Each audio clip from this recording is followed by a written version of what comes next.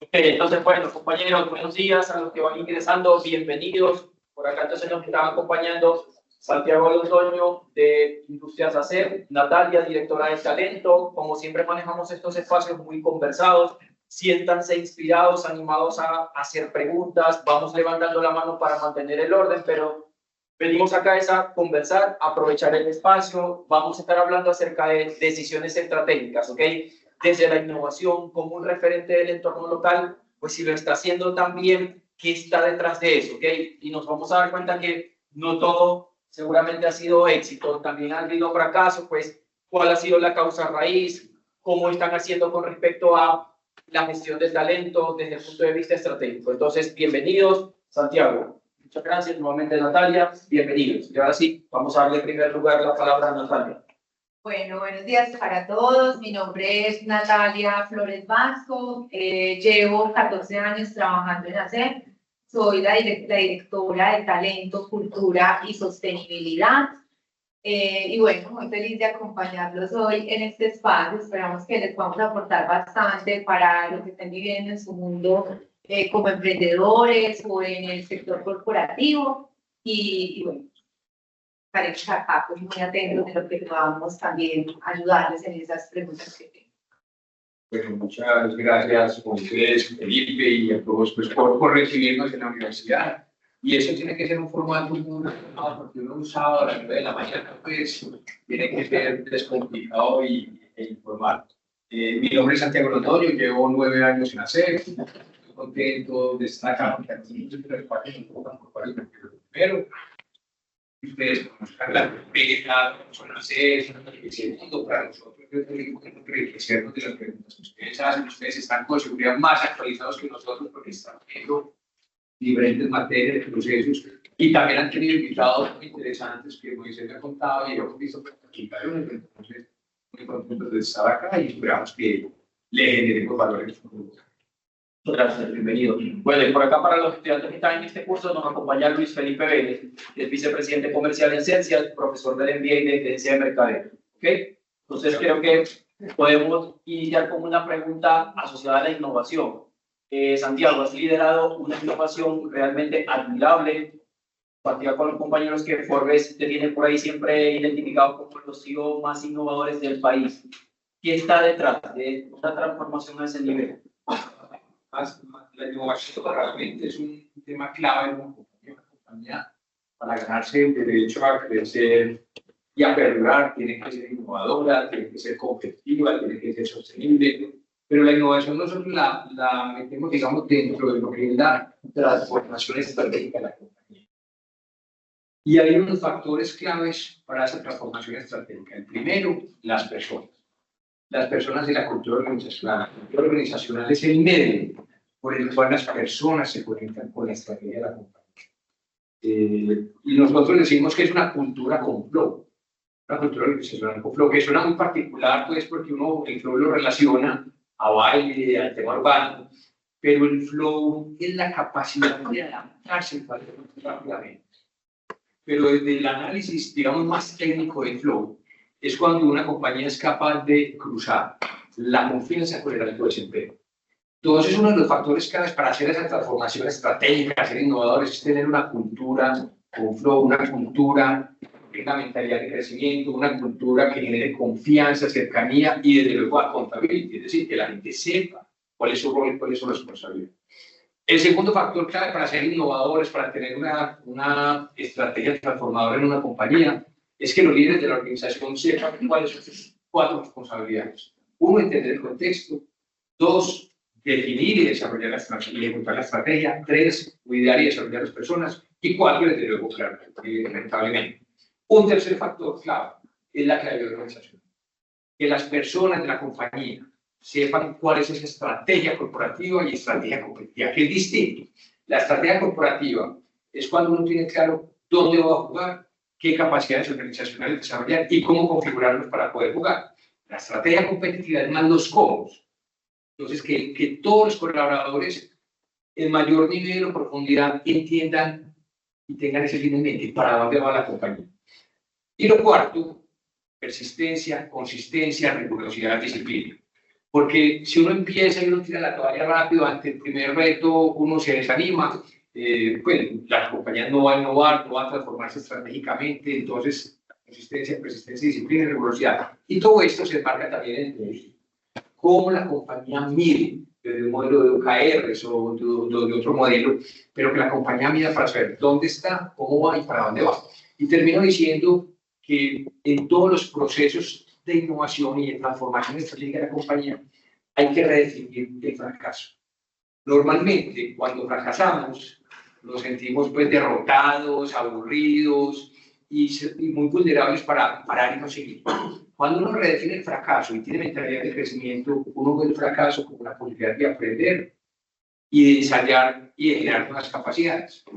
Y el fracaso es fundamental en las compañías y sobre todo en los proyectos de innovación. Luis Felipe pues sabe más que yo de estos temas porque con Chase hemos hecho muchas cosas, pero hay que redefinir el fracaso. Y cierro diciendo una frase que hace poquito vi que me gustó mucho. Cuando está uno en procesos de innovación, de transformación estratégica, uno no puede buscar la perfección. Y hay una frase que dice, done is better than perfect. Es mejor hacer que esperar a que sea perfecto. Entonces eso es lo que podemos decir. Muy bien, Santiago, pues con tu respuesta leíste mucha responsabilidad. Así es, así es. Natalia, entonces, ¿cómo te aseguras para materializar lo que acaba de decir Santiago, de que tu estrategia de talento esté alineada directamente y sea coherente con la corporativa? Bueno, así como Santiago lo mencionaba, pues lo primero que tenemos que hacer como equipo de talento humano es entender la estrategia corporativa. ¿Y qué es la estrategia corporativa? El propósito superior, la propuesta de valor, las capacidades organizacionales que necesitamos y la meta, para dónde va la compañía. Si yo como equipo de talento humano no sé para dónde va, entonces no voy a desarrollar las capacidades que realmente se requieren. Entonces nosotros desde hace 7 años que venimos trabajando juntos en todo lo que ha significado esta estrategia, fuimos parte de lo que significó la creación de la nueva estrategia de la compañía. Entonces estamos en esos diferentes espacios donde se toman decisiones, donde necesitamos saber cuáles son los riesgos, las tendencias que se están generando en el sector. Es muy importante tener una maestría de contexto de qué estamos viviendo para que de esa forma desarrollemos el talento con las capacidades organizacionales. Nosotros tenemos 7 capacidades organizacionales y frente a eso lo que hacemos es diseñar una experiencia del empleado de principio a fin que permita desde la atracción, la formación, el desarrollo, hasta la misma forma de fidelizar el talento y la compensación que lleve a que cada uno de ellos cumpla los resultados. Tenemos definidos 5 objetivos estratégicos. Y de esos 5 objetivos estratégicos, 3 somos nosotros los líderes, que es el cuidado del talento, la excelencia operacional y una empresa sostenible. Y desde eso tenemos unas prioridades. Ahora Santiago hablaba de la claridad organizacional y tenemos desde la cultura diferentes rituales donde hacemos con Santi un acompañamiento especial para que la gente sepa cuál es esa narrativa, para dónde vamos, cómo vamos cada mes con respecto a lo que estamos haciendo. Entonces tenemos todo un diseño de cultura y cuando hablamos de una cultura con flow, no solo es hablar desde los diferentes rituales o los beneficios que entregamos, sino también qué queremos transmitir, cuáles son los comportamientos, cuál es esa gestión del desempeño que necesitamos del equipo. De hecho, en talento humano tenemos el área de desarrollo organizacional. Ahí es donde diseñamos los procesos, donde configuramos la compañía, porque nosotros de hecho estamos hablando de ser una compañía ambidiestra, es decir, vivimos a partir de ese presente que nos permite todavía crecer orgánicamente, pero hay también unas oportunidades y unas capacidades al interior de la compañía que nos permite un crecimiento inorgánico. Entonces hoy estamos generando soluciones que lleven a que demos un valor más grande que simplemente ustedes revivan una nevera que puede ser vista como un cajón, pero finalmente lo que estamos generando es bienestar y progreso. Y a partir de ello, lo que hacemos con los equipos es también inspirarlos en ese ambidiestrismo y en la configuración de la compañía para que estemos dando respuesta a todo lo que en este momento la compañía necesita. Entonces yo como aseguro, como equipo de talento, que realmente estamos acompañando la estrategia, viendo si los resultados se están cumpliendo. Y hay un indicador que tenemos que es clima y compromiso.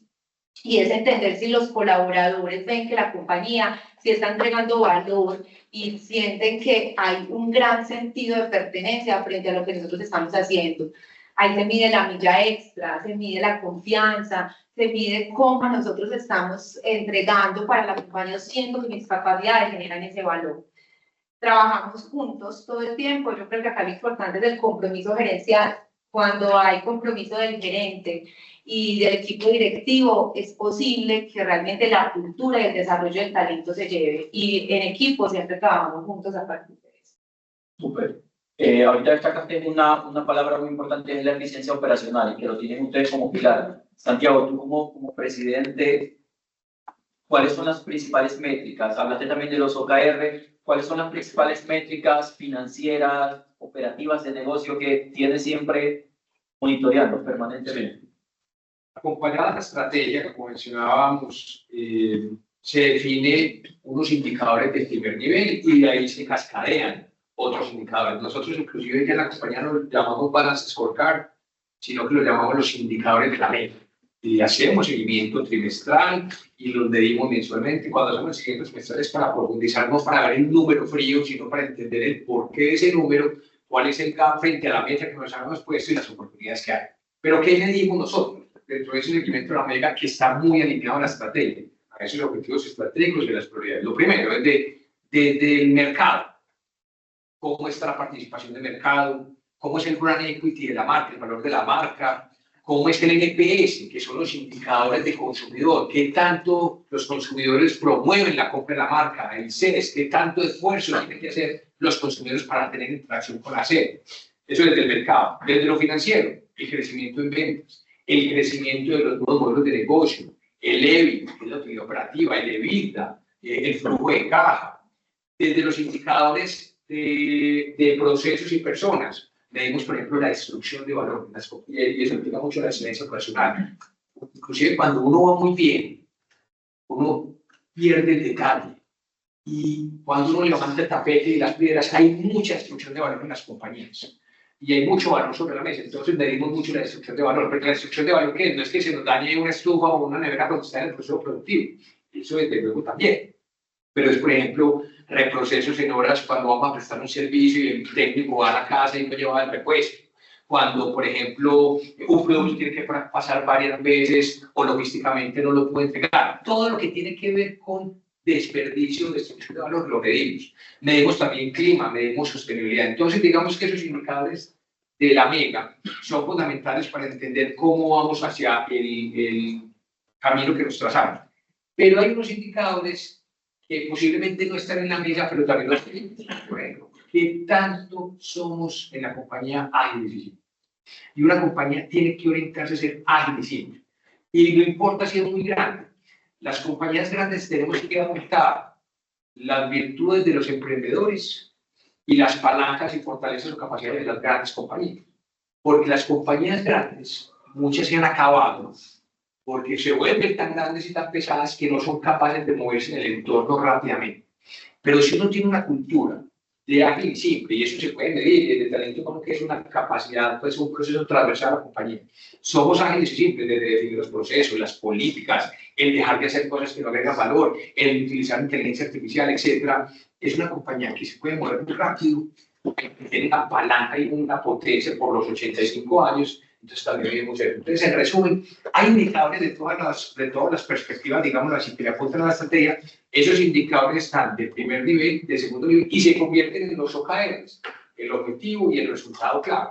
Y ese OKR no es un número fijo, es una meta y unos planes de acción que nos lleven a cumplir ese OKR. Entonces, todo va construyendo para que al final los resultados no sean una sorpresa. Los resultados de las compañías son la consecuencia de hacer bien las cosas, de tener el fin en mente y claridad organizacional. Entonces, así lo ven. Bien. Antes de pasar a la siguiente pregunta, compañeros, recuerden, si ustedes tienen preguntas, van levantando la mano que quieran y vamos conversando. Si pueden preguntar por la marca de nevera que tienen, nos pueden decir lo que quieran. Es más, no sean ignorantes, empiezan a hacer. Todos saben qué es hacer. No preguntar al principio, pues. Muy bien, bueno, comenzamos por acá y lo vamos con Diego. Yo me llamo Sebastián Cuba, mucho gusto. Yo tengo una pregunta y estaban hablando de que pues, era flexible, ¿cierto? Cambiaban con el entorno y entiendo pues la meta es una estrategia corporativa general hacia dónde vamos y desplegamos unos OKRs. pero cuando realmente se dan cuenta que un KR no te está generando valor y cuando decides tomar una decisión de cómo cambiar eso y vamos, pues, ¿en qué momento te das cuenta de eso? No sé, te das un lapso de tiempo, es una decisión inmediata, es una decisión que consultas con la primera línea del negocio, o cuál es ese proceso para cambiar un KR y decir, oye, eso me está generando valor en este momento, me voy a ir por otro lado. Le voy a dar la palabra a Nadia para que responda. Eso antes de hacer un comentario controversial. Lo primero que uno tiene que hacer es que la gente entienda para qué son los indicadores. Porque cuando una compañía tiene indicadores y se vuelve lo más aburridor del mundo, me toca llenar el indicador, qué pereza, o hay una reunión y tengo que presentar, ahí nos damos cuenta que los indicadores simplemente son para comprar cosas. Cuando uno entiende para qué se lo cae el indicador, eso sí cambia la forma de mirar la compañía y actuar. Ahora sí que la palabra porque se pone muy interesante, cómo lo medimos, cuando lo anunciamos, etc. De Bastián, yo creo que parte de lo que para nosotros ha sido un éxito también, y hemos en estos 7 años duplicado la compañía, ha sido la forma como nosotros hemos venido trabajando desde la estrategia. La estrategia es también renunciar, saber en qué seguimos apostando y en qué definitivamente, aunque lanzamos este proyecto, aunque pusimos este OKR, con el tiempo vamos viendo que la cosa no va funcionando, entonces ahí tomamos la decisión de no seguir con él. Nosotros, ¿cómo hacemos? Tenemos en todo el año unas reuniones ya programadas donde cada 3 meses nos reunimos a ver cómo vamos avanzando con los objetivos y con las acciones clave. Y va toda la gerencia media y el equipo directivo a mostrar desde los objetivos estratégicos y desde las prioridades cómo vamos avanzando. Si dentro de esa conversación vamos viendo que no se va cumpliendo, que no está finalmente a lo que nosotros queremos aportar en la mega, en equipo tomamos la decisión, no seguimos apostándole a él. Entonces hemos entendido que ese concepto que hay muy de moda de estrategia emergente, si bien pues nosotros tal cual hemos aplicado algunas cosas, lo que hacemos es entender esos diferentes modelos y qué nos sirve y desde ahí empezar a tener acciones alrededor de ese tema. Hay momentos donde nos enamoramos mucho de una idea y eso puede ser lo peor que puede pasar cuando uno se enamora de algo y le pierde la razón de lo que significa finalmente eso donde no estás cumpliendo. De hecho, tenemos una plataforma que se llama Mercurio, que es donde definimos en el año todos los objetivos, los proyectos estratégicos de la compañía. Entonces nos sentamos en equipo, todo el equipo de gerencia y decimos, bueno, ¿qué proyectos queremos lanzar este año? Y lo que hacemos en esa plataforma que llamamos Mercurio es tener equipos que están concentrados a cómo sacar adelante esos proyectos. Pero hay momentos donde cuando vamos avanzando con el proyecto, vamos viendo, no nos funcionó. Y puede ser que digamos, replanteémoslo o definitivamente, hablando desde nuestros productos, lo vamos a dejar en el congelador y luego volvemos y lo revisamos. Cuando uno está hablando de estrategia, yo considero que la clave es el seguimiento. Un seguimiento con sentido, con coherencia, muy alineado a todo lo que hablamos de esa estrategia corporativa, de esa estrategia competitiva y también decir, no nos funciona. Y nos ha tocado renunciar varias veces a muchos proyectos y sueños. Yo comprendo una cosa. Para mí, lo más importante de los indicadores es que genere conversación. Que genere conversación. Porque, pues, simplemente para decir, voy al tanto, que le manden a uno el reporte o uno de la plataforma saque el reporte, es que genere conversación. Para ver el cambio y para ver la oportunidad. Y eso es lo que buscamos, que genere conversación uno a uno, el líder con cada uno de su equipo y el equipo de altos. De hecho, ayer estábamos teniendo una conversación con Santi, con un indicador de una persona de mi equipo. Hicimos una medición y le decía yo, Santi, yo creo que ese no es el objetivo con el que tenemos que medir a este proceso. Recalibrémoslo. Y no solo desde la definición del objetivo, desde hasta el indicador. Y esa es la ventaja de la metodología de OKRs, que como vas revisando cada trimestre, te permite flexibilizarte y moverte frente a lo que la estrategia te va mostrando. Además, con este mundo tan cambiante, uno define una cosa en diciembre para todo el año. Y ahora con todo este contexto político, económico y demás, nos va generando también tener otro tipo de calibración frente a lo que estamos haciendo. Y otra pregunta. Sí. Mi nombre es Diego Rafael Salazar Vélez, soy el gerente de la compañía Botic, dedicada a automatización de robótica. en Colombia, en Latinoamérica. Nosotros estábamos viendo hace 8 días, 15 días, con otro empresario que definía que el reto principal eran las personas, conseguir el talento para las industrias. Hay unos temas importantes a nivel global, que es la demografía en el mundo, que está decreciendo, y hay la implementación de tecnologías como la robótica aplicada y la IA. ¿Ustedes cómo concatenan todos esos retos actuales y cómo lo están haciendo en este momento? Voy a hacer unos conceptos y luego la palabra que la trae, que es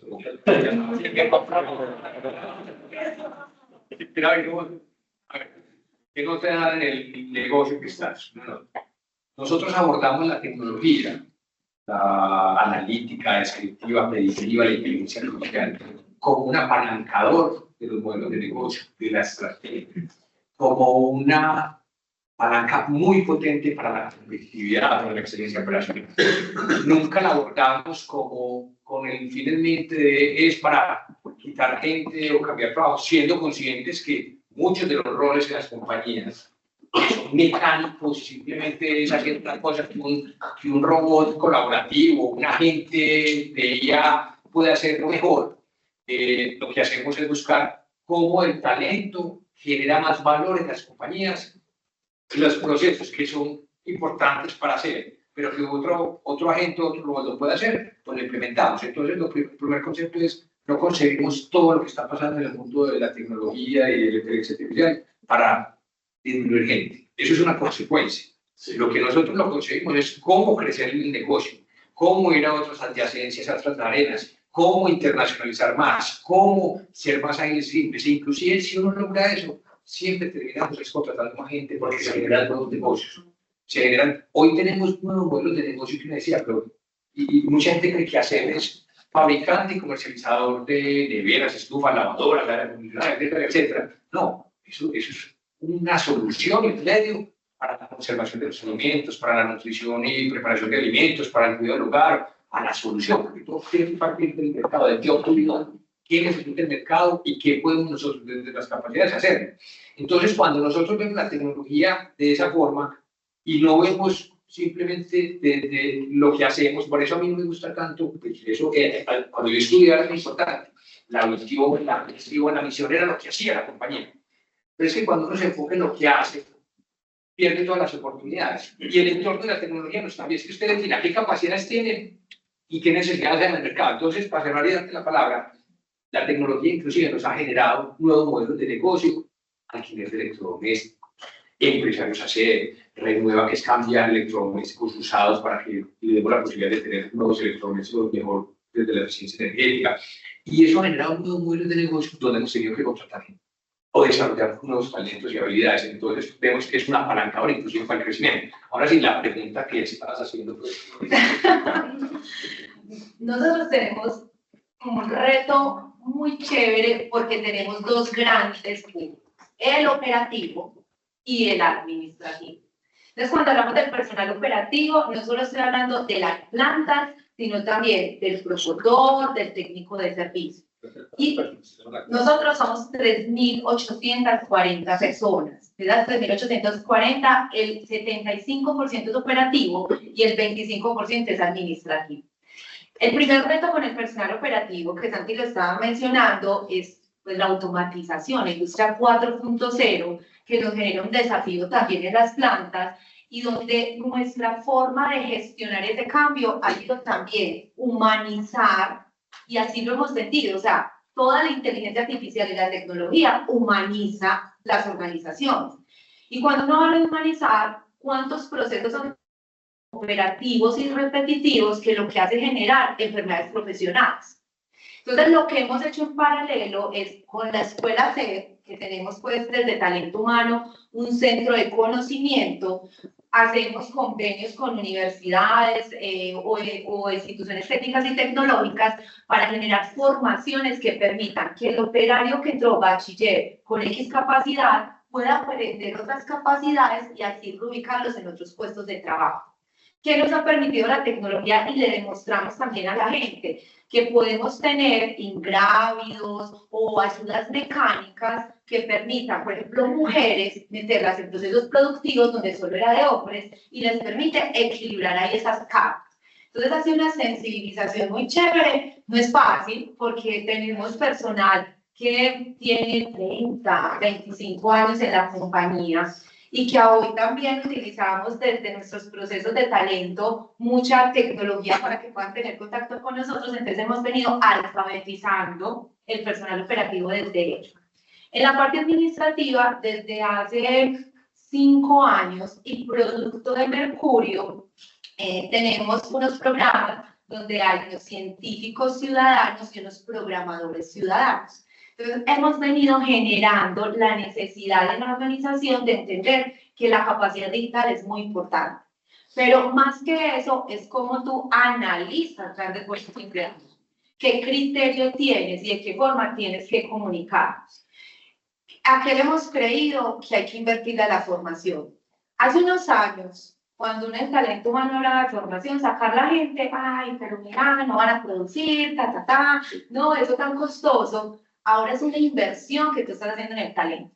En la medida que tú capacites a la gente, que le entregues todas las competencias que necesitas, vas a tener semilleros, que es muy difícil uno encontrar afuera. Y tengo que en el caso de nosotros, hasta nos toca hacer semilleros de roles que ya no son atractivos para los jóvenes, como un conductor, que necesitamos desde la logística, los conductores, o técnicos en mecánica. Entonces nos toca jugar como con todos esos terrenos, desde la tecnología, pero también desde estos otros roles que son u oficios que son importantes para nosotros. Entonces, en la medida que le invertimos al talento, pues es mejor porque más fácil podemos también maximizar esas capacidades y tener ese crecimiento en la compañía. Entonces, de la forma como hemos venido trabajando, es un reto conseguir talento.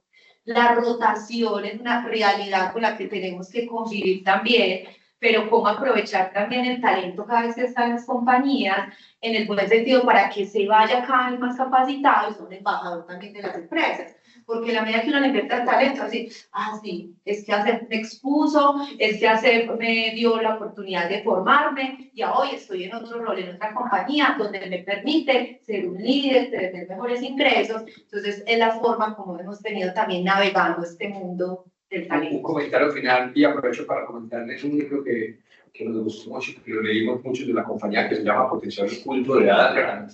Con todo esto que está pasando de dificultad de conseguir talento para ciertos roles, hemos encontrado al interior de la compañía un potencial oculto y la tecnología ha emitido una cantidad de personas brillantes en cosas que uno dice, pero si este era una persona operaria de una línea y tiene la capacidad de conectar y trabajar en tecnología y en datos, que uno dice, wow, pues, y el tipo estudia eso.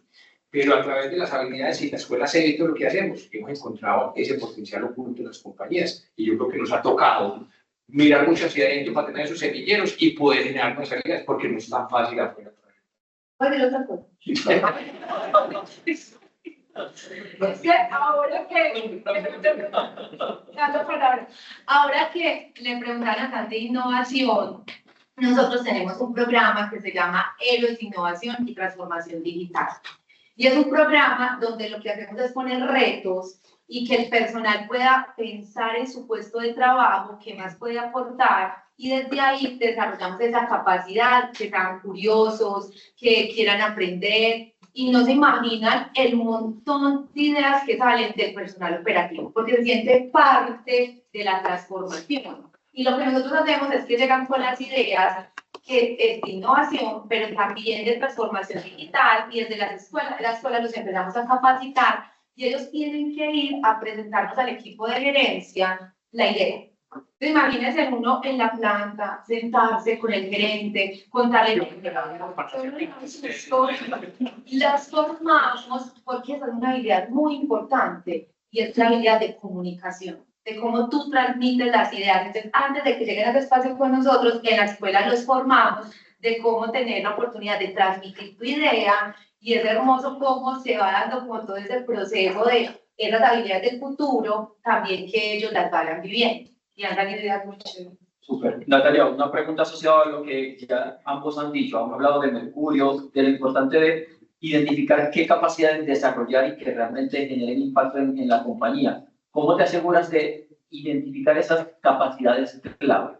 Que realmente pues formes al personal a través de semilleros, de estas herramientas, pero que sí sean las capacidades que ayuden a mantener la ventaja competitiva de hacer.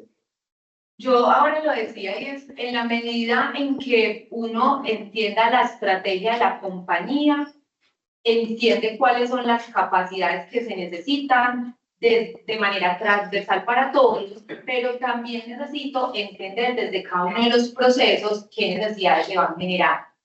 Entonces, a principio de año, hago es sentarme con cada uno de los directores y desde ahí entender cuáles son los retos que se tienen y frente a ese reto, cuáles son las capacidades organizacionales que debemos desarrollar. Nosotros corporativamente hemos definido 4 macrocompetencias, que son las competencias estratégicas, las competencias de liderazgo, las competencias de comunicación y las competencias de colaboración. Y nuestro programa de liderazgo está fundamentado en eso, en cómo desarrollar, por ejemplo, en estrategia, diagnóstico de decisión, el que puedan diseñar proyectos, el que puedan hacer proyectos ágiles y aprovechar el recurso humano y el recurso también monetario para poder dar respuesta a eso que necesita la compañía. Entonces esas son como las corporativas. Pero dentro de los procesos vamos mirando qué desarrollar. La forma donde consideramos que si ya estamos apostando a eso es que se cumplan los resultados. O cuando en la encuesta de clima hay una pregunta que dice, ¿siente que sus capacidades aportan a la compañía? Y a hoy el 97% dice sí, siento que mis capacidades aportan. Entonces, en la medida que los resultados se den y que la gente sí vaya sintiendo que va dando respuesta frente a esos desafíos con las competencias que tenemos, consideramos que vamos a el mapa de talento, pero nadie no olvide cómo en el mapa de talento va y hacemos evaluaciones para ese mapa de talento. Ahí uno debe identificar las habilidades que se van a generar. En la estrategia de talento humano hay algo que se llama la planificación del talento. Y la planificación es entender las competencias que tienen las personas para saber en qué roles podrían jugar también en la compañía. Entender cómo es el potencial que tienen, qué brechas hay y cómo vamos cerrando esas brechas para poder ir ubicando el talento en otros puestos. De hecho, nosotros tenemos muchos casos. Hay uno, por ejemplo, de una compañera ingeniera ambiental. Ella empezó a nacer en la práctica, en todo el tema de sistemas de gestión, con Exportec, participando de todo este proceso y viendo el potencial de Catalina, dijimos, Cata tiene buenas habilidades sociales, Cata tiene buenas habilidades de negociación, ¿qué tal si la metemos a innovación? Y lideró en ese momento toda el área de innovación. Luego, Santi estaba como director comercial, le dio habilidades a Catalina porque tenemos unos espacios que se llaman las sesiones de talento, donde conversamos del talento, y dijo, a mí me gustaría que Catalina trabajara conmigo en el mundo comercial, siendo ingeniera ambiental, en el mundo comercial. Y hoy Catalina también estuvo en la WENS, que son las unidades estratégicas de negocio que les estábamos hablando ahora del ambidestrismo, y ahora es la jefe de servicio nacional. Si bien su carrera como ingeniera le ha servido muchísimo para lo que está haciendo, esas capacidades que nosotros vimos, esas competencias, le ha dado la oportunidad de tener una movilidad de pronto impensable para ella, pero que encontramos ese talento oculto, ese potencial para poderlo ubicar. Entonces, la planificación del talento, tenemos un modelo donde hacemos pruebas psicotécnicas, donde hacemos centros de valoración, donde hacemos las sesiones de talento, donde hablamos con la persona y le decimos, estas son tus competencias, puedes cerrar estas competencias con estas brechas que tienes, te interesaría qué puestos de trabajo, ahí vamos haciendo el plan carrera y va generando esa movilidad. Hoy el 52% de los procesos de selección de nosotros se cierran con talento interno, y es porque conocemos el talento. Y desde ahí lo conocen los líderes de la compañía. Cata es el concepto vivo de roles dinámicos. Exacto, sí, y de fluidez. Muy bien, Isa. Un poquito el tema, me pone un poquito de la internacionalización de cómo han crecido tanto, porque ya habéis crecido grande, como conversábamos con los mercados, fuertes en estos nuevos mercados. Entonces, cómo llegaron a eso y pues, la situación actual, como lo mencionó Natalia, cómo está afectando eso, si es una cosa que van a renunciar, van a seguir, van a quedar con eso. Chévere, ajá, sí. Buena pregunta, Isa.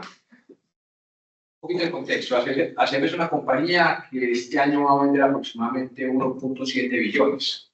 De pronto no es tan grande como donde trabaja Felipe, pero es una compañía de un tamaño importante. Y Nati lo decía ahora, de 2018 al 2024 la compañía se duplicó en ventas. Y se duplicó en ventas en un entorno con pandemia, en un entorno con tasas de interés del 16%, con inflación del 13%, con los bolsillos de las familias llevados, con un tema político, económico, social muy complicado.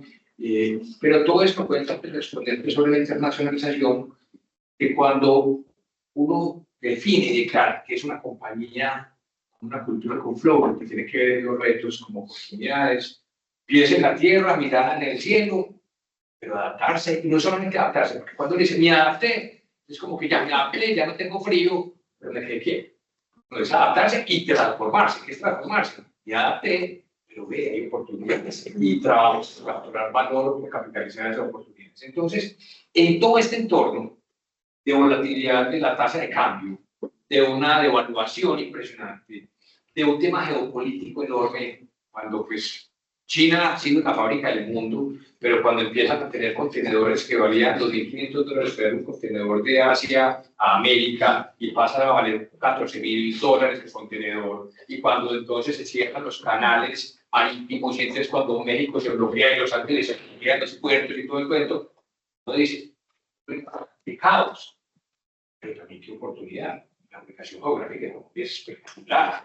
La calidad de los productos de Colombia es muy buena, el talento de Colombia es muy bueno. Entonces empiezan a haber una cantidad de retos. Nosotros sufrimos los costos de los contenedores, pero hago un paréntesis. Independientemente del entorno, hay una palabra que nunca se nos puede olvidar en las empresas: competitividad. Así estuvieron los gloriosos, o en vacas gordas o en vacas flacas. Competitividad. Nosotros vamos muy bien y este año arrancamos demasiado bien. Pero la pregunta que nos hacemos todo el día es incomodar para mejorar. ¿Dónde más competitividad? Porque el día de mañana, cuando no vayamos también, cuando suban los contenedores a $13.000, tenemos que estar preparados y tenemos que seguir siendo competitivos. Nosotros no podemos decir, no, esto se volvió muy complicado, entonces esperemos a ver qué pasa, ¿no? El que queda esperando hay que actuar. Entonces, todo eso es un tema geopolítico, todo lo que pasó, pues al final también nos dio, siempre hemos exportado. Hoy exportamos a 22 países aproximadamente. O sea, en 22 países de América, Centroamérica, el Caribe, Sudamérica, hay productos fabricados en Copacabana. Es Copacabana, ¿vale? Copacabana, ¿vale? Productos en Copacabana que compiten con el mundo. Es que la industria de nosotros compite con marcas que ustedes tienen en sus manos, en sus televisores. No se repite porque de pronto no se les cuestiona mucho. Pero hay una que es coreanas, hay otras europeas, hay otras americanas, hay otras de marcas muy potentes. Hay compañías competidoras nuestras que sus ingresos son mayores que el PIB de Colombia. Y nosotros somos líderes en el mercado con el 31% de participación. La segunda marca, que es súper buena y aprendemos y nos reta, tiene 16%. La compañía colombiana. Entonces, cuando salimos al mercado, hemos hecho muchos modelos de internacionalización y muchas compañías cometemos el error de, no, simplemente es exportar, ¿no? Es que si tú exportas, siempre va a haber unas potencias industriales que van a tener los productos más baratos. China, Vietnam, X, Y, Z. Y nos hemos equivocado.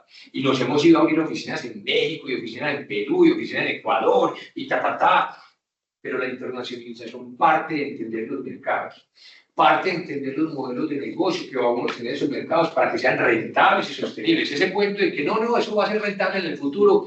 Como decía un jefe que yo tuve hace mucho tiempo, negocio grande y chiquito tiene que ser rentable. Puede que los primeros años no lo sea, puede tener una curva. Pero si uno no tiene influencia de que el negocio va a ser rentable y va a tener un rol específico, ese negocio se va a desgastar y se va a acabar. Entonces, lo primero es entender el mercado, entender el modelo de negocio, entender qué aliados tienes allá. Porque se vas a competir con unos que, si un descuento, bajan precio y te sacan.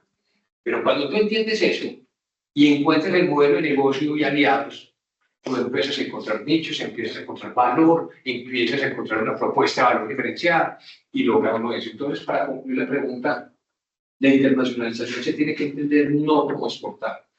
La internacionalización se tiene que entender cómo abordar mercados, atender mercados con valor, con propuesta de valor y con diferenciación.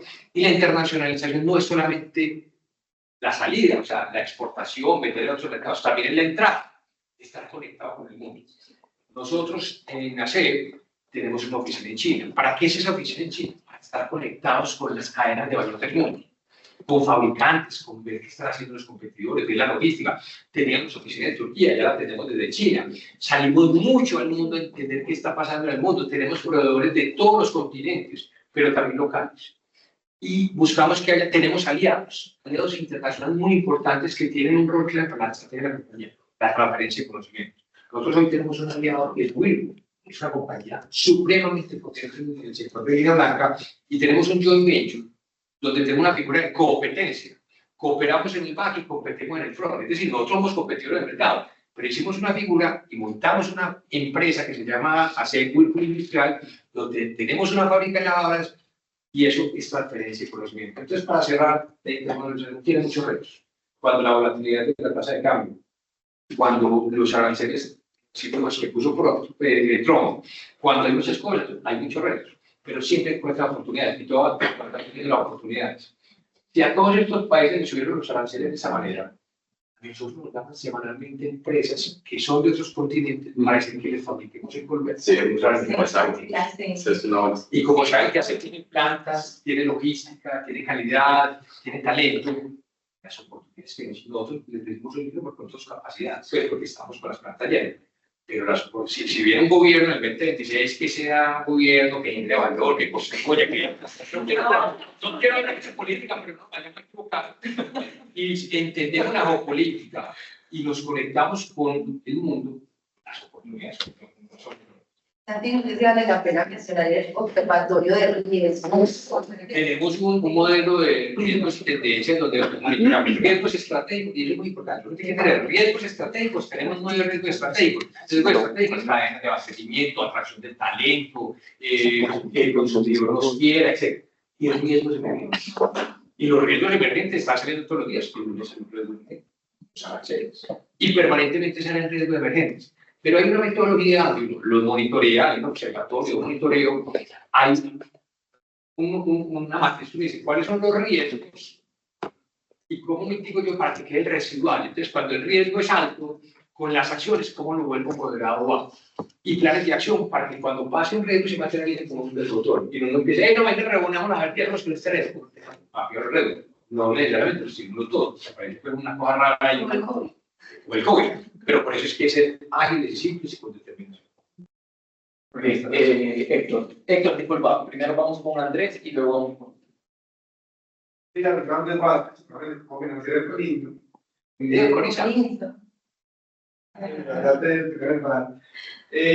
año pasado tuve la oportunidad como de hacer un trabajo sobre ADER y teniendo pues los informes de gestión, hay muchos temas pues, muy interesantes, de corporativo, la administración y demás, pero bueno, me llamó particularmente la atención un tema que no es sostenibilidad y es el tema del carbono neutro. ¿Cómo llega una compañía como ACEP a volverse carbono neutro? ¿Cuáles son los tipos? Pues, no viendo una planta de producción con todo lo que conlleva, ¿cómo logra un hito tan importante como para la temporada de este estoy creando el informe de gestión de las compañías. Y por curiosidad, porque hiciste un trabajo sobre eso. el libro empieza ahí. No sé, siempre como el referente ahí. Se queda un descuento en la serie.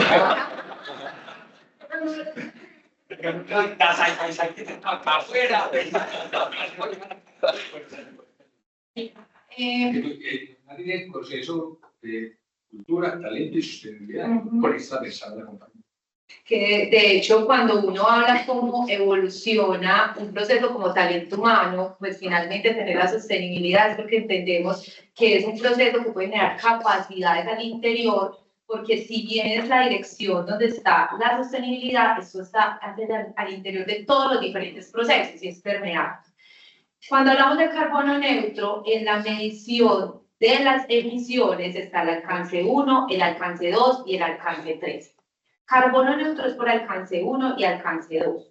Que el alcance 1 tiene que ver con toda la consecución o la compra de materiales, todo el tema de la cadena de abastecimiento, de temas de vehículos, y el alcance 2 tiene que ver con la energía. Entonces, como nosotros hacemos diferentes acciones que permiten minimizar las emisiones desde alcance 1, ahí por eso tenemos como ese control. Y en alcance 2, además que tenemos bonos. Entonces compramos bonos, que los bonos son que tú aportas, por ejemplo, a un bosque, digámoslo de esa forma, y al comprar eso compensas las emisiones que tú estás generando. Entonces, esa ha sido como la forma en que nosotros hemos venido hablando desde ese concepto de carbono neutro, pero al interior tenemos muchas acciones que venimos desarrollando, por ejemplo, en alcance 3. Alcance 3 es cuando ya tienes el producto y todas las emisiones que genera ese producto. Entonces, el uso del producto. Entonces, a hoy, por ejemplo, estamos, no sé si el año pasado viste, si les interesaba en hacer, que sacamos una nevera que era completamente con material reciclable. O sea, que hicimos todo el tema de economía circular, desde la parte del cajón, del gabinete, desde la misma pintura, y a partir de eso nosotros hablamos de un producto sostenible. Adicional a eso, con nuestros productos, nosotros tenemos menos consumo de energía, en la parte de la lavadora menos consumo de agua, entonces ahí vamos a tener reducción de la huella de carbono frente al uso de los productos. Al interior, en el proceso productivo, nosotros desde hace 3 años, con una empresa que se llama Simut, empezamos a medir la energía. Y ya tenemos acciones donde lo que hacemos es poder controlar que no tengamos más kilovatios pues, de consumo, y desde ahí también generamos controles. Y tenemos el Centro de Economía Circular. Cualquier residuo de la compañía entra al Centro de Economía Circular. Y a partir de eso, lo que hacemos es ver qué puede regresar al proceso para no comprar más materiales, o qué podemos con otro aliado hacer para que se reutilice ese material que sobra y desde ahí generar menos emisiones. Entonces, esas han sido las estrategias que hemos hecho y seguimos en ese camino. De hecho, esta semana tuvimos a Icontec y nos recertificaron nuevamente con el sello de sostenibilidad. Podrán ver en nuestros productos dentro de poquito el sello de sostenibilidad, porque es una empresa que tiene atributos de sostenibilidad donde sigue aportando al tema de las emisiones. Y estamos hablando desde el diseño del producto para tener productos ecodiseñados, de fácil reparabilidad, con eficiencia energética, con materiales reutilizables. Eso es un mundo enorme donde estamos en pañales con todo lo que se tiene que, porque uno lo que quiere llegar es más que nada ser una empresa regenerativa, porque hoy nos toca compensar con esos bonos en algunos puntos, pero lo que queremos es autogeneradora de energías. De hecho, es una aliada para energía fotovoltaica, para muchas cosas. Felipe está liderando una fase muy interesante de cómo medir los consumos energéticos, de cómo encontrar esa disminución para impactar menos la huella de carbono, pero al final las compañías lo que tenemos que buscar es cómo entregar más de lo que tomamos. Y eso es un reto, pero para allá vamos, estamos trabajando en estrategia. Muy bien, Héctor. Y la pregunta que tenía era, ¿cuáles han sido las estrategias de marketing que han estado desde hacer para el posicionamiento de marca en países, pues en otros países? Porque en Colombia, digamos, una marca hace una marca muy de tradición. Entonces, digamos que uno va, mi mamá tuvo hacer, entonces no tiene la recordación, todo eso. Y uno viendo que hay otras empresas, por ejemplo, me interesa que en vez de exportar marcas colombianas, ellos más bien se dedican a comprar plataformas con marcas ya posicionadas. Entonces, digamos, ¿cuál ha sido la estrategia de ustedes para el posicionamiento de marca? Pues que es un efecto. Muchas gracias por la pregunta. Te voy a responder lo de Colombia porque es un tema que me parece interesante que todos lo sepan. Hace que una compañía de 85 años, el nombre de la empresa es el nombre de la marca. Es lo que se conoce como una marca legacy, una marca de mucha tradición. Y eso es muy potente, pero al mismo tiempo genera muchos retos. Lo dijiste.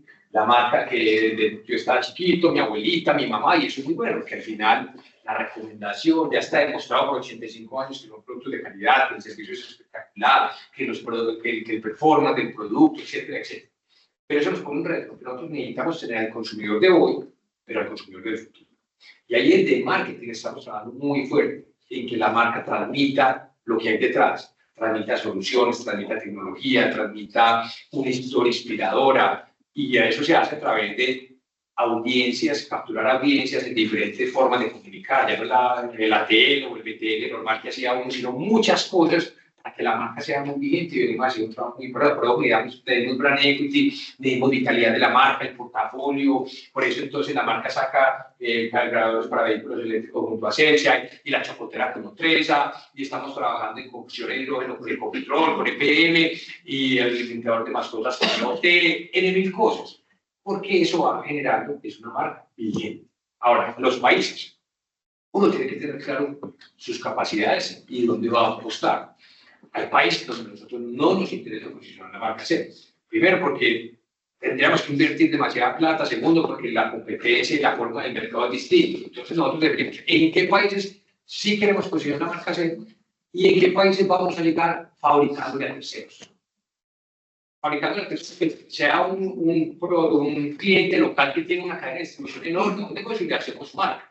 O una marca internacional que es el inshoring de la ubicación geográfica de capacidad, nos dicen, ¿sabes qué? Yo compraba antes productos en Asia de una marca muy importante mundialmente, ¿por qué no me los hace hacer para esos mercados? Sí, cuidando mucho el mercado propio, de su mercado natural. Entonces, para responder, definimos qué mercados queremos posicionar a ser y en qué mercado vamos por marcas de terceros, simplemente hacer un proceso de fabricación para terceros. Y en los mercados que definimos el posicionamiento de una marca no solamente la imagen, la publicidad.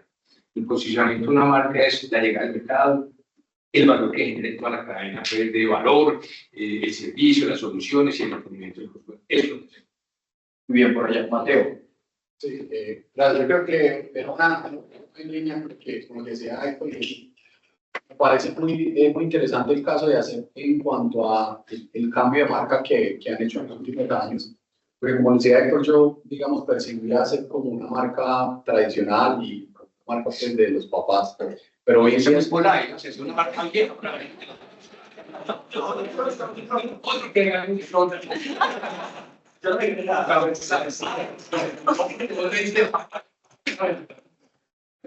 Lo interesante de lo que hoy es que hoy en día hacer personalmente a mí es una marca que me parece muy atractiva para las personas un poco más jóvenes y que dan ganas de tener los productos. O sea, yo entro a la página, yo veo los productos en los stands y me parece que se ha vuelto una marca muy juvenil, muy atractiva.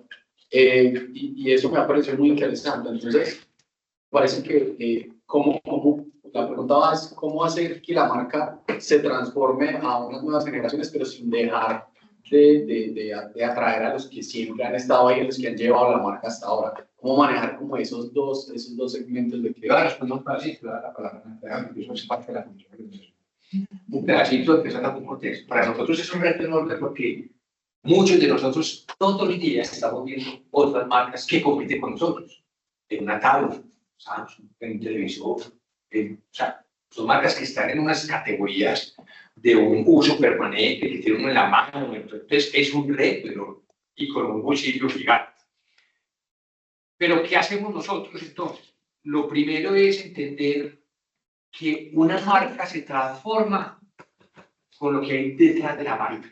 Y para mí son las personas, la cultura, el dinamismo, las ganas de hacer cosas distintas, de innovar. No estoy diciendo que en una empresa nosotros tenemos generaciones, nuestro fundador todavía está vivo, va a cumplir 106 años. Pero la esencia de la compañía hoy es una esencia fresca, dinámica, arriesgada. Tenemos una gran ventaja. Nosotros somos muy rápidos para tomar decisiones, más que las multinacionales gigantes. Nosotros tenemos forma de tomar decisiones rápidas. Entonces, a lo que voy a ir para la palabra, una parte es qué hay detrás de la marca, las personas, la cultura, el estilo de liderazgo, las formas como conversamos, dejar de ser tan acartonados para poder tomar decisiones rápidas, para poder arriesgar. Entonces, eso es fundamental. Lo segundo, sin perder la esencia. Uno tiene que apalancarse en una marca legacy, 85 años no son gratis y 100 líderes no es gratis.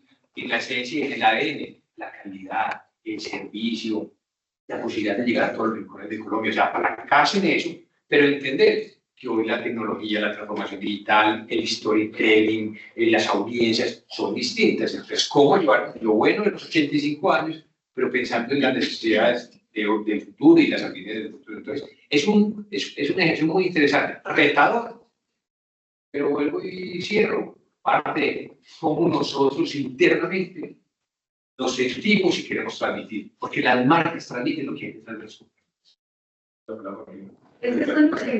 Mateo, nosotros hemos utilizado una frase que creo que da también respuesta a lo que estás diciendo y es: honramos el pasado, vivimos el presente y construimos el futuro. Porque realmente es como desde esos persotipos del consumidor debemos entender esas necesidades, pero no desviarnos completamente a ese consumidor que queremos cautivar, porque es que hasta para el mundo de talento es como cautivar ese talento joven para nosotros, porque algunos hasta conciben la fábrica, un proceso solo productivo, ¿será que allá innovan? ¿Será que allá hay temas digitales? ¿Cómo es el tema de flexibilidad en hacer? Entonces ha sido creer desde esa frase también que la cultura tiene que ser la respuesta para poder diseñar productos y soluciones que realmente cautiven a todos esos diferentes persotipos que queremos. Cuando hemos hablado de una empresa con flow es porque queremos transmitir una empresa fresca y porque creemos que las capacidades de los talentos, que les hemos llamado talentos sin etiquetas, pueden llegar y aportarnos de manera diferente. Tenemos un equipo de I+D+I, entonces está el equipo de mercadeo, el equipo de I+D+I, el equipo de mercado está el equipo de inteligencia que va capturando como todos esos insights de qué quiere el consumidor, transmite esto para que se diseñen los productos y desde ahí como equipo de talento tenemos que estar jugando con todos estos diferentes mundos desde las capacidades que nos han permitido crecer y esas nuevas capacidades para esos diseños de productos que, como dicen, qué rico escucharles, que para ti ya son atractivos, porque son diseños más limpios, porque son diseños más digitales, porque son diseños más modernos. Entonces tenemos una mezcla muy interesante de talento que permite también entregar esos productos, pero sin descuidar un consumidor que para nosotros sigue siendo muy importante. Desde el equipo de talento, cultura y sostenibilidad también hemos venido como teniendo espacios de alianza, hacemos parte del CUE, que es el Comité Universidad Empresa, está donde está la mesa de talento, donde desde ahí vemos ese talento también cómo viene, nos aporta, tenemos conversaciones constantes, porque finalmente el reto es como un talento como tú, desde para la empresa, un consumidor como tú, pues nosotros nos volvemos atractivos para ustedes. Entonces desde ahí vivimos como desde el talento, pero también desde la estrategia y en ese lenguaje de negocio. Hiciera como una última cosa. Anteriormente las compañías decían, ¿qué puedo hacer para vender? Hoy es, ¿qué necesita el mercado, el consumidor y las audiencias? ¿Y cómo lo hago para las inversiones en necesidad? No por productos, sino por soluciones. Y eso lo obliga a uno a renovarse en muchas cosas. Gracias. Hola Santi, mi nombre es Víctor, yo soy secretario de la Universidad de IAL. Espero que después de eso nos contrates. Por supuesto, siempre está acá. Yo les quería preguntar algo más desde lo personal, si nos permiten, como líderes, ustedes dos han llevado la empresa por unos caminos muy interesantes y que suenan muy bonitos. Pero nosotros dos. Bueno, todo el equipo y toda la compañía. Pero ustedes en el liderazgo, ¿cómo han manejado el tema emocional, esas exposiciones al riesgo, los fracasos, y cómo han capitalizado también esas emociones en el trabajo del día a día? Y cómo esas emociones les han permitido superarse y construir cosas más allá de lo que se espera. Lo primero es que entendimos que uno tiene que ser auténtico. Uno debe inspirarse en otros, pero no querer parecerse a otros.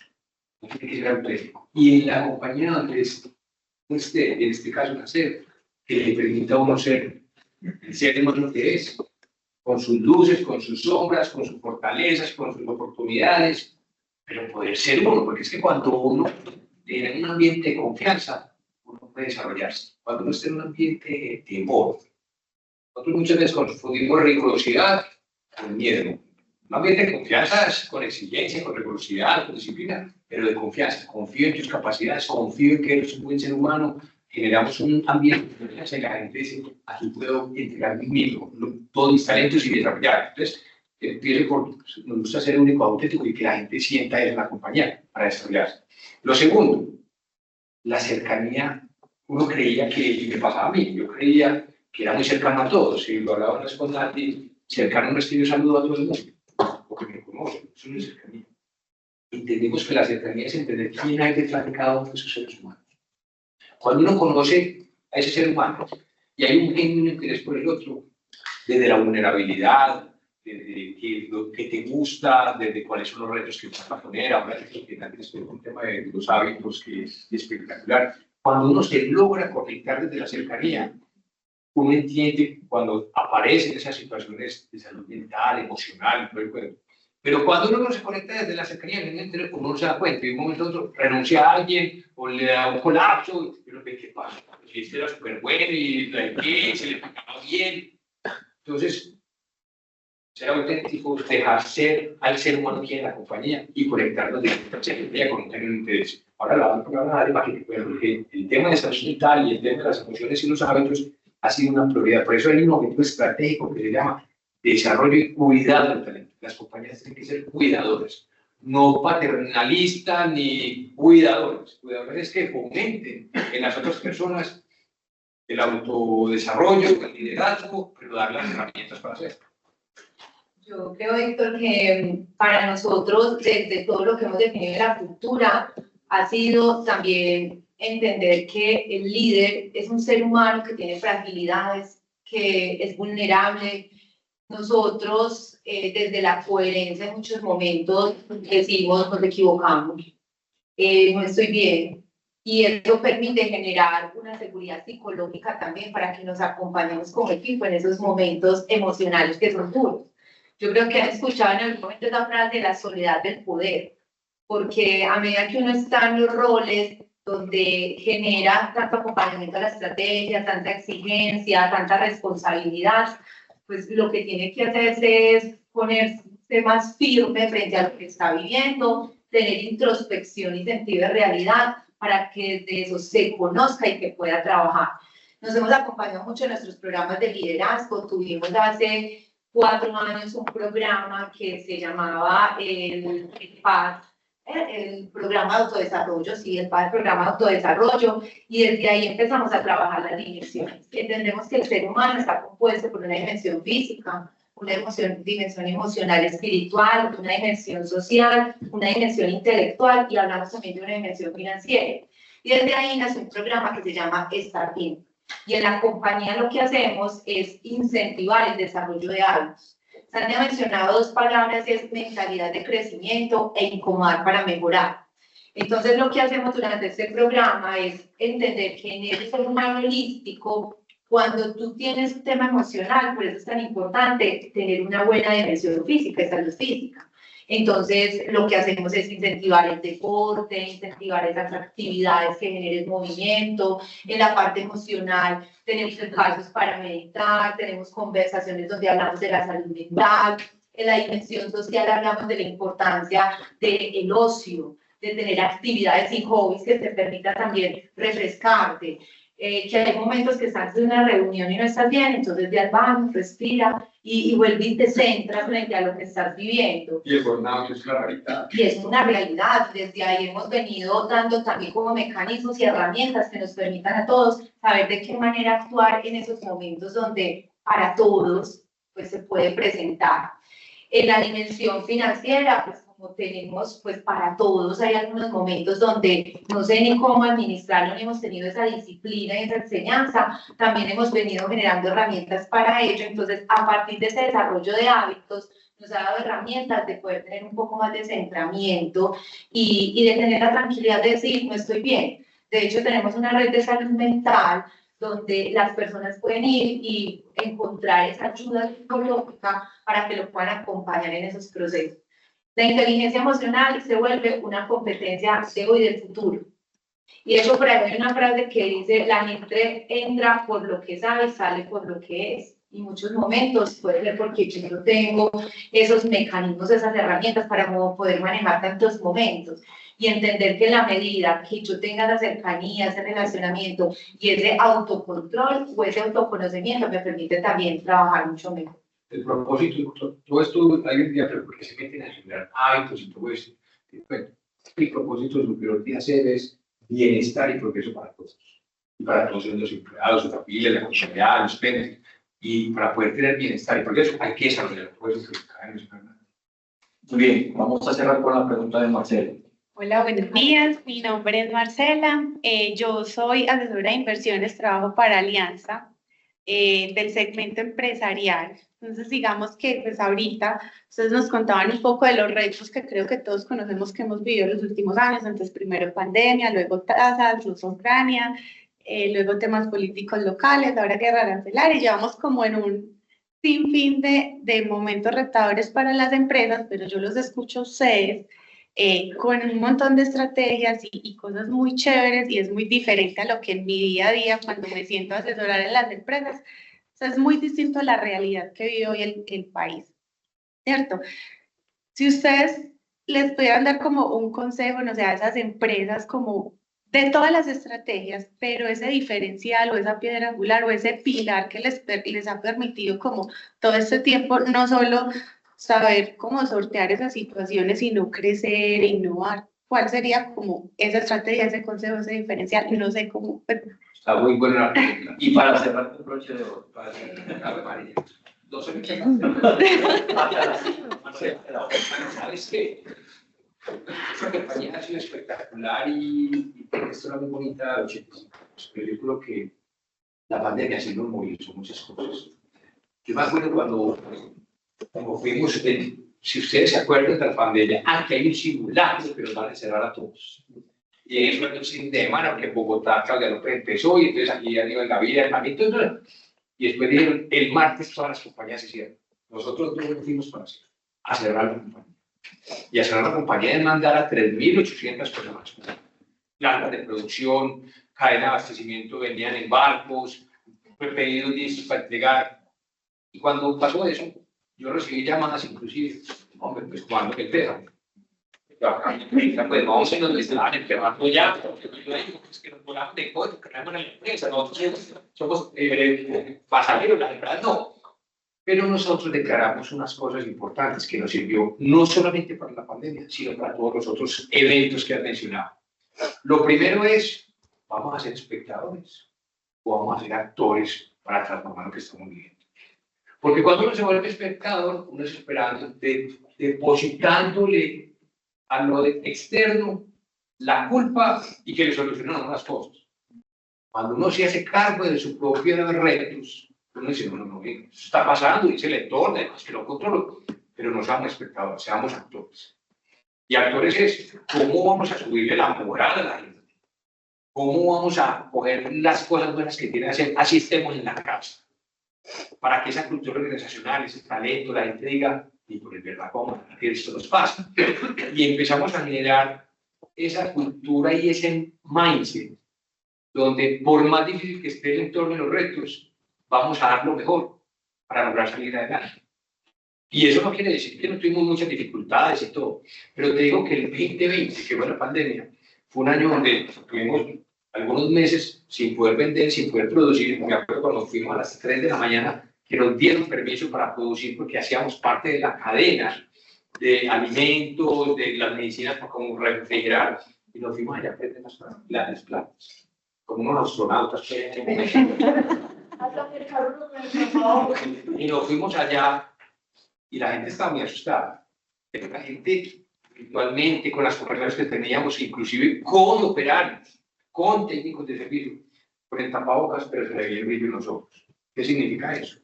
Que la gente era consciente de lo que estábamos viviendo, pero sabía que podíamos entre todos, con las capacidades y con una actitud y un mindset, salir adelante. Y eso nos ayudó muchísimo. Y eso empezamos entonces a replicar. Y por eso hablamos ahora de mentalidad de crecimiento. La mentalidad fija es, yo solamente soy capaz de hacer esto es culpa de esto. La mentalidad de crecimiento es, ¿qué problema tan bueno? ¿Qué reto? Pero lo voy a enfrentar.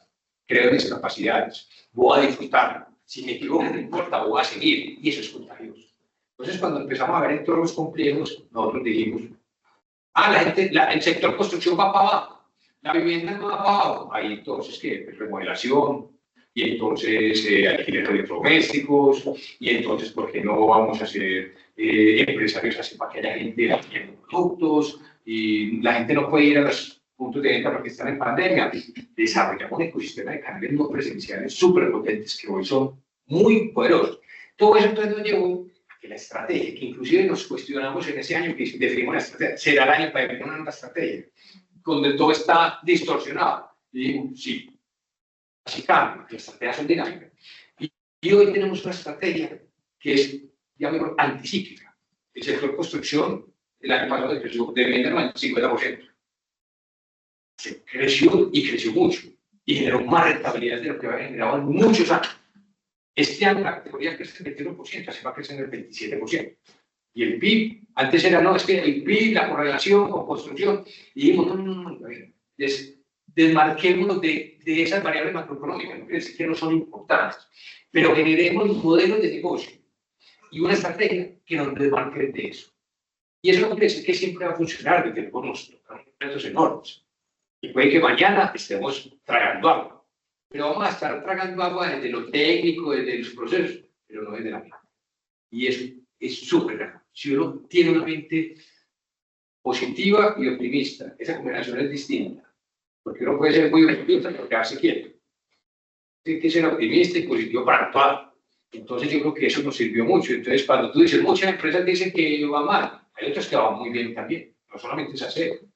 ¿Por qué? Porque creen en sus capacidades, creen en su gente, se arriesgan, somos cautelosos, pero no somos perezosos, somos cautelosos, pero siempre tenemos que usar un reto para definir el fracaso. Eso es muy importante. Natalia, ¿quieres incorporar algo a la pregunta para observar? De pronto, no, reafirmar que yo creo que el éxito, Marcelo, ¿cierto? Es la cultura. Nosotros hemos hecho un trabajo muy fuerte en que todos sientan la coherencia desde lo que estamos declarando y eso hace que sintamos la empresa como propia.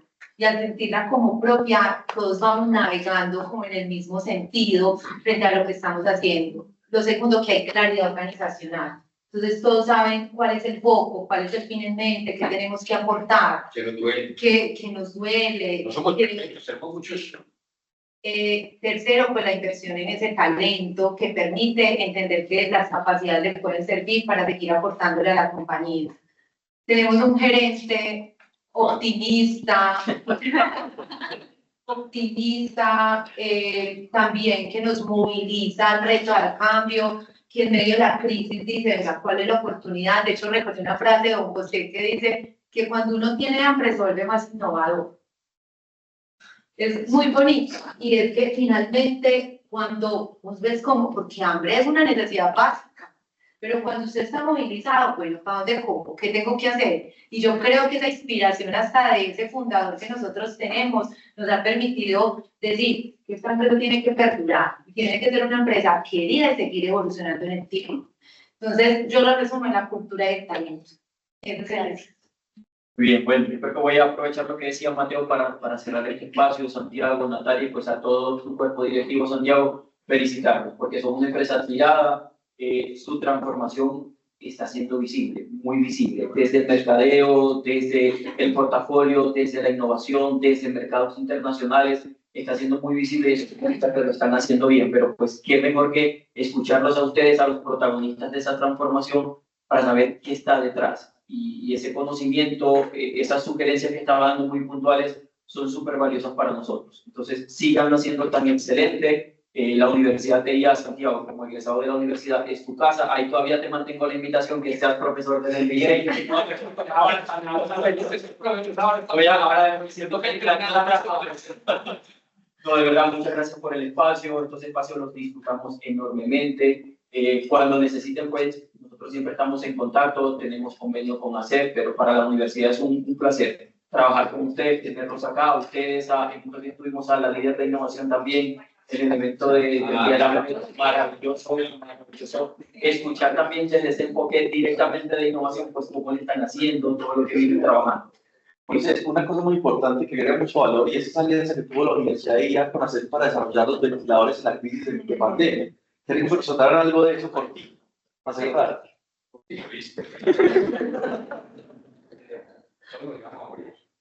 No había ventiladores. Y al final, nosotros somos una compañía que no simplemente para generar viento, utilidades, vivimos porque no ponen las capacidades que tenemos al servicio de la humanidad. Y nos llamaron del año, nos llamaron, me acuerdo, y listo, José Manuel Rastrepo. Digan, ayúdenos. Fui el rector de la universidad. Y era una decisión difícil porque uno meterse a hacer dispositivos médicos donde uno no es experto, se muere un paciente y la reputación de la marca se va al suelo. Pero nosotros pensamos tres cosas. Uno, hay que hacer por convicción, no por vanidad de que saliera pues el presidente Duque cuando hacía esas reuniones todos los días mencionadas, es por convicción. Dos, tenemos un ecosistema muy bueno. ¿Quién sabe? La escuela, la universidad ya sabe, Sofasa sabe, y todos los que participamos ahí, Ruta N. Y tres, adelante, porque eso nos va a generar también oportunidades y transformación y conocimiento. Y montamos una línea de producción de ventiladores o respiradores como tal en una semana. Porque inclusive Mateo, una visita del presidente Duque, no fue trasladados, pero va a ir el presidente Duque a ver todo eso. Montamos una línea. Y aquí, cuando estábamos en plena pandemia, yo me acuerdo que fui al CES, pero pues en el momento que uno pues sí sacaba la cabeza por la ventana, uno se moría, pues era muy miedoso. Yo vivo por acá cerquita y me acuerdo bajando las patas para ir al CES, a la facultad de veterinaria, a hacer pruebas con los ventiladores. Y yo veía eso y yo decía, pasar de hacer nevera a hacer eso.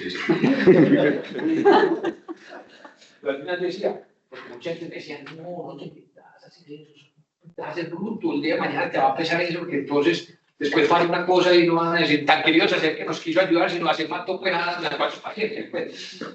Y yo dije, no, si nuestro propósito es bienestar y progreso, es que la gente hay que hacer. Y después vinimos a los laboratorios de la escuela y estuvimos hasta ahorita diciendo, no, es que el frío más profundo que yo he sentido en esos laboratorios. Pero eso es helado. Y el talento que encontramos en la universidad, que yo soy la primera persona de ingeniería administrativa. Pero ya lograba mucho, dice, después de la universidad. El talento que encontramos acá, algo que descristado. Qué pelados y peladas tan tesos. Y apenas uno ve a esa gente, como fueron armando el prototipo, después nos fuimos para hacer, lo pusimos pues a nivel ya industrial, una línea de producción. Y al final se utilizaron solamente 40. Porque pues, ya se empezó a politizar eso, y un alcalde que no quiero mencionar empezó a politizar eso, y llegaron los ventiladores de China como que muy costosos, pero se utilizaron 40. Y salvaron vidas. Y la universidad ya sabe que se utilizaron 40 y salvaron vidas. Y al final nosotros pues, se quedaron ahí. Pero el aprendizaje de lo que pueden hacer las empresas por la humanidad, por la sociedad, y de lo que uno puede aprender como compañía, de transformarse, adaptarse, innovar y desarrollar nuevas capacidades, eso no tiene precio. Entonces, esa es la corta historia de esta experiencia que tuvimos. Gracias. Bueno, muchas gracias. Ahora sí, muchas gracias a ustedes.